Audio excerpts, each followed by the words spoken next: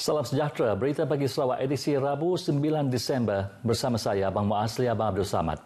Jawatankuasa Pengurusan Bencana Negeri JPBN tidak akan berkompromi dengan majikan dalam pelbagai sektor pekerjaan yang mengaji pekerja warga asing yang tidak mempunyai permit sah, terutama mereka yang berisiko membawa dan menyebarkan virus COVID-19. Pemangku pengurusinya Tan Sri Dr. James Jemut Masing berkata siasatan JPBN mendapati kes positif COVID-19 di Serian dan Kuching yang dilaporkan beberapa hari lepas melibatkan pekerja asing yang memasuki Sarawak secara tidak sah.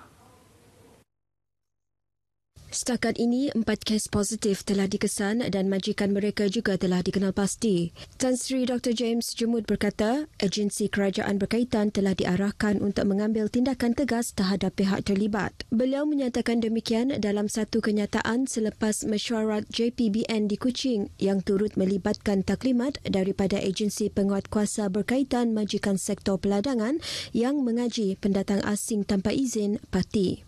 Tegasnya, amaran berkenaan bukan hanya kepada pemilik peladang tetapi merangkumi majikan dalam semua sektor. Sementara itu, Sarawak merekodkan 2 lagi kes positif COVID-19 malam yang dikesan di daerah Kuching. Ini menjadikan jumlah kes positif di negeri ini meningkat kepada 1,072 kes. Jawatankuasa Pengurusan Bencana Negeri dalam kenyataan memberitahu kes ke-1071 merupakan seorang lelaki rakyat Indonesia. Kes telah dikesan dan dimasukkan ke pusat kuarantin kerana mempunyai kontak rapat dan kembar kepada kes positif yang dilaporkan pada 4 Disember lalu iaitu kes ke-1067. Manakala kes ke-1072 merupakan seorang lelaki warga negara tempatan dari Kelantan yang telah masuk ke Sarawak atas urusan melaporkan diri di pusat latihan di Kuching.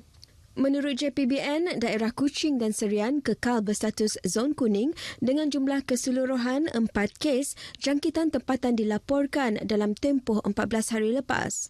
Manakala 38 buah daerah lain kekal berstatus hijau. Manakala 4 kluster masih aktif di Sarawak iaitu kluster Besti, kluster Jalan Ebel, kluster Green Hill dan kluster Wisma Seberkas iaitu di Kuching. Pemilik-pemilik hotel di Bandar Sibu diminta membenarkan hotel mereka dijadikan sebagai pusat kuarantin untuk individu yang baru balik dari Sabah dan Semenanjung. Senator Robert Lau Hui Yu berkata kekurangan bilik di hotel yang dijadikan pusat kuarantin menyebabkan individu yang balik dari Kuala Lumpur dibenarkan dikuarantin di rumah mereka sendiri. Ketika membuat seruan itu, Senator Robert Lau berkata keputusan membenarkan mereka yang balik dari Kuala Lumpur untuk kuarantin di rumah agak berisiko memandangkan kes terbaru di kawasan Kuala Lumpur dan sekitarnya masih tinggi. So this is something like I can say it's something like a time bomb for Sibu. So it's not a good thing at all. Kita frontliner macam doctors ini, all the nurses ini, they can prepare to fight this war. But then we must have the cooperation of the public. The whole community has to come in together. Beliau ditemui media selepas majlis penyerahan simbolik mesin tindak balas berantai polimeras PCR kepada Hospital Sibu yang disumbangkan oleh kumpulan syarikat WTK. Ketika ini, Sibu hanya mempunyai sebuah hotel kuarantin berbanding 5 di Bintulu dan 14 buah hotel di Kuching. Sibu memerlukan sekurang-kurangnya 300 ke 600 buah bilik untuk menampung kedatangan mereka yang tiba di lapangan terbang Sibu.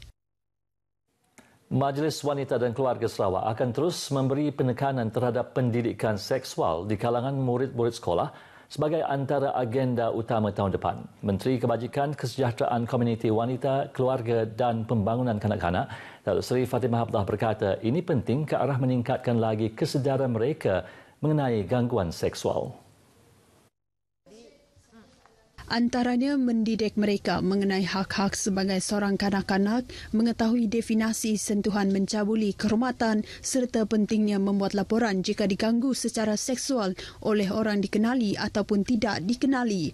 Bercakap dalam sidang media di Kuching, Datuk Seri Fatimah berkata sebanyak 163 kes jenayah gangguan seksual kanak-kanak dilaporkan dari Januari hingga Oktober tahun ini, penurunan sebanyak 18% berbanding tempoh yang sama tahun lepas. selepas. Secara keseluruhannya, jenayah itu menunjukkan tren peningkatan sepanjang tempoh 2016 hingga 2019 dengan melibatkan 763 kes telah dilaporkan di seluruh Sarawak. Kita tahu bahawa majoriti adalah kanak-kanak perempuan. But that doesn't mean ia tidak berlaku pada kanak-kanak lelaki. Ada juga. Tapi ada. Memang ada. Ada juga. But the number kalau dikira banding dengan yang perempuan, memang yang perempuan ini lebih banyak. Terdahulu, Datuk Seri Fatimah mempengerusikan mesyuarat Majlis Wanita dan Keluarga Sarawak. Persatuan Jawatankuasa Gabungan Sekolah Cina Sarawak Dongzong memohon Kerajaan Persekutuan mengecualikan pelaksanaan tulisan Jawi dalam Sukatan Pelajaran Bahasa Melayu Darjah 4 di Sekolah Jenis Kebangsaan Cina di negeri ini. Pengerusinya, Temenggung Datuk Vincent Lau berkata ia bukan bermaksud komuniti itu serta ibu bapa menentang tulisan Jawi, namun ia untuk mengekalkan status quo sukatan mata pelajaran di sekolah rendah Cina. Jelasnya, persatuan tersebut telah menjalankan kajian di 222 sekolah rendah Cina termasuk 169 ahli jawatankuasa dan 50 persatuan ibu bapa dan guru seluruh Sarawak pada Februari lalu. Hasil kajian itu menunjukkan 219 buah sekolah atau 98.7% menolak pelaksanaan tulisan Jawi itu. The Chinese community is not against Jawi or Hus per se. Instead, we respect Jawi cultural and religious identity. We are disappointed that the Ministry of Education insists on the implementing the teaching and learning of the Jawi. Beliau ditemui media selepas mengadakan kunjungan hormat terhadap Ketua Menteri Datuk Patinggi Abang Johari Tun Openg di Wisma Bapa Malaysia Petrajaya Kuching. Temenggung Datuk Vincent turut menzahirkan ucapan terima kasih kepada kerajaan negeri atas sokongan dan pengiktirafan terhadap pendidikan sekolah Cina termasuk memberi dana setiap tahun. Menanam padi 2 kali setahun bukan lagi sesuatu yang sukar dilakukan, lebih-lebih lagi dengan penggunaan teknologi serta infrastruktur yang baik. Inilah yang dibuktikan oleh 21 pemilik tanah di Kampung Limau Pantu di Seri Aman, di mana bulan Disember ini adalah musim menuai padi di kampung mereka. Projek penanaman padi 2 kali setahun ini mula dilaksana pada pertengahan Ogos lepas di kawasan seluas 15 hektar dengan menyasarkan hasil 4 tan metrik sehektar. Penggunaan benih padi variti moden yang berkualiti tinggi juga salah satu faktor penting. Projek perintis di Kampung Limau ini menggunakan benih padi dari variti MR269 dengan tempoh matang yang singkat. Padi dari variti ini dapat dituai dalam tempoh 3,5 bulan hingga 4 bulan selepas ditanam. Jabatan Pertanian bahagian Seri Aman berharap projek ini dapat membuka minda petani selain menarik minat mereka beralih kepada aktiviti penanaman padi secara moden. Sebab motif kita adalah untuk untuk melahirkan usahawan dalam bidang pembangunan industri padi lah, supaya kita boleh bergerak sama dengan pihak Semenanjung lah. Mula-mula si kalit atino tamanya berundang ke Tegal pemansang ke deto nyaute nyunguna inyin magang bakat itu nambak ngena inyin tahu tadi kita mendang ngena inyin maja nyunguna drone kami deto nya semua tanya mai bekerja nak deto lawan teknologi baru deto nya semua tanya mudah memegang ransiang ati ko oke ndak ransiang gi mah mula-mula utai itu laban dulu tu kemarin kira ke beri kampung menua tu kuasaan tu tadi begini ndak utai tu jadi lah pihak aku pikir aku hati aku kira kan tak percaya saya lemah udah kepuas tidak udah ngatur utai udah bersih megang sampai ke dia tahu utai udah jadi padi merti ya nyo gagal saya hati. Hasil benih padi yang dituai kali ini akan dihantar ke pusat pemprosesan benih padi di Stumbin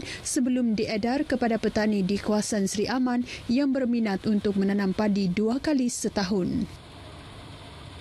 Sementara itu, Menteri Muda Pemudahan Pertanian, Tanah Adat dan Pembangunan Wilayah, Datuk Roland Sagah Wee In berkata, Sejumlah 2,829 hektar kawasan disasarkan untuk tanaman varieti padi moden 2 kali setahun menjelang tahun 2030 melibatkan semua skim pengairan di seluruh negeri.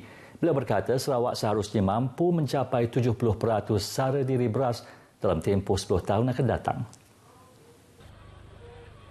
Ketika ini, tahap sara diri beras masih rendah iaitu hanya 51% sahaja.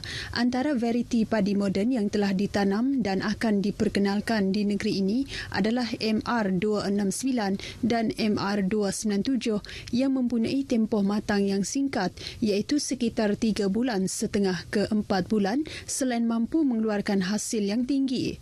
Dato' Roland Sagah berucap pada Majlis Penuaian Benih Padi Berkualiti di Kampung Limau di Pantu Sri Aman. 2 lagi inisiatif yang akan membantu mencapai sasaran sara diri beras ialah penambahbaikan infrastruktur ladang dan penggunaan mekanisasi ladang. Tahun lepas sahaja jumlah kawasan padi di Sarawak ialah 61,000 hektar namun kebanyakannya bersaiz kecil dengan purata hasil 3.1 tan metrik sehektar. Daripada jumlah tersebut, kira-kira 7,000 hektar berada dalam skim Jabatan Pengairan dan Saliran. Nasib seorang orang kurang upaya OKU buta penglihatan Indoi Anak Misir di Kampung Batu Danau Limbang mendapat perhatian Ahli Dewan Undangan Negeri Batu Danau Paulus Palugumbang yang tampil menghulurkan bantuan membaiki rumahnya. Bantuan tersebut bagi membaik pulih beberapa bahagian rumah tersebut yang kurang selamat untuk didiami. Ini merupakan kali kedua bantuan tersebut diberikan iaitu bagi membaik pulih bahagian bilik, tangga, tandas dan lantai rumah. Peruntukan diperolehi daripada Pusat Hikmat Dewan Undangan Negeri Dun Batu Danau. Hari ini kita mengadakan gotong royong untuk membaik pulih rumah Puan Indoi Anak Misir, iaitu seorang OKU yang tidak ada penglihatan. She's blind lah. Beliau ditemui media selepas hadir di program gotong royong membaik pulih rumah OKU tersebut. Dalam pada itu, Paulus berkata pihaknya juga telah diperuntukkan oleh kerajaan untuk meneruskan program baik pulih rumah pada tahun hadapan mengikut Belanjawan Negeri 2021. Beliau turut merakamkan penghargaan kepada semua sukarelawan yang terlibat dalam melaksanakan aktiviti tersebut. Paparan itu tadi mengakhiri berita Pagi Sarawak hari ini. Sehingga berjumpa lagi, saya Abang Muazli Abang Abdul Samad.